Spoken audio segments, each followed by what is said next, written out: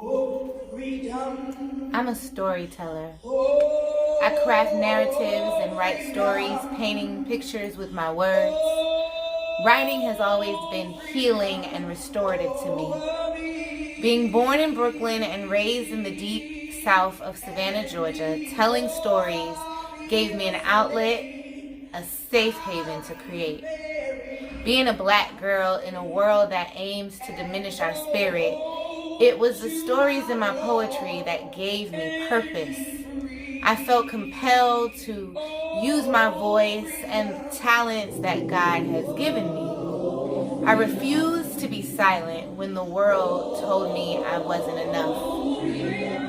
I grew up black, fat, and female, 3 identities that society deemed undesirable. Finding my voice was a battle.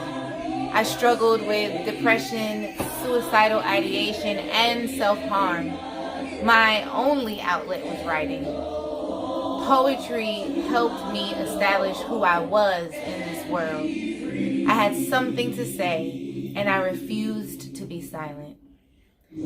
At 16, I was rocking mics, stages, and slams with seasoned professionals in the spoken word world.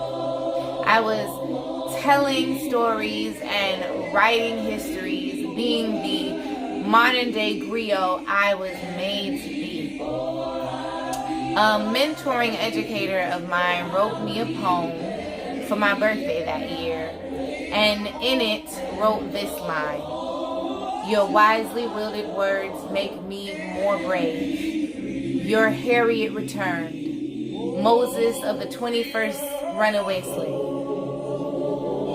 I took that name, Harriet Returned, to heart. It was a calling as well as a challenge. To be compared to Harriet Tubman, she was the prolific, larger-than-life breaker of chains, freer of the enslaved. And I was a high school student, high school senior, using my words as my outlet and lifeline. To be compared to someone who freed hundreds, who traveled over and over again across the Mason-Dixon line into the belly of the Deep South to save others, like she managed to save herself, was such a powerful comparison to me. I felt a new sense of purpose in that moment. I would use my words and my stories to free myself and others. Life has a way of giving us complicated situations and lessons that can enslave us with fear, self-doubt, and anxiety. We begin to lose belief in ourselves, feeling undeserving and trapped.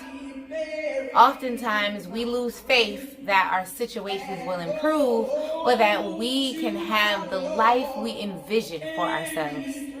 We become chained to our doubt and unable to step out of our comfort zones. We repeat the same mistakes and poor choices that lead to the same unfortunate outcomes.